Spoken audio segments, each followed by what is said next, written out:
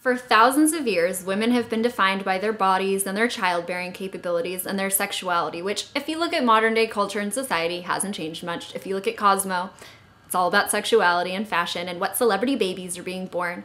And it's interesting because for thousands of years, the government participated in oppressing women. It made sure that women couldn't vote until quite recently, and it denied them the right to have private property or personal bank accounts. So it's interesting that in the modern day, women are viewed as liberated.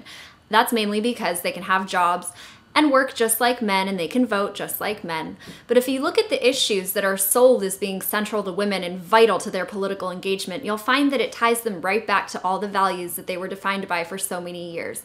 Issues like birth control and abortion, while valid, are tending to be what women care about most. I won't generalize all women because I know that's not true. But when women go to the polls and when women have political discussions, they very often tend towards these things, which means that they're still defined by things that they were oppressed by for thousands of years.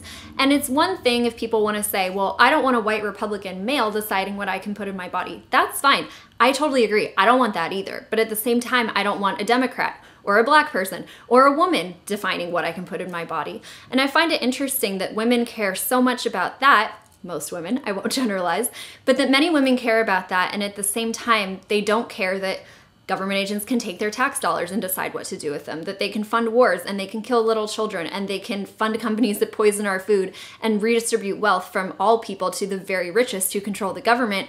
And women don't tend to get as riled up by that. And that's because we're raised to be so focused on our sexuality and our bodies and that worth that we provide to society that we forget about everything else. And that makes us a little bit mentally unfree, because as long as we define ourselves by that and refuse to look at the rest of the universal situation and the human condition, we'll be confined to our femininity and deny our humanity.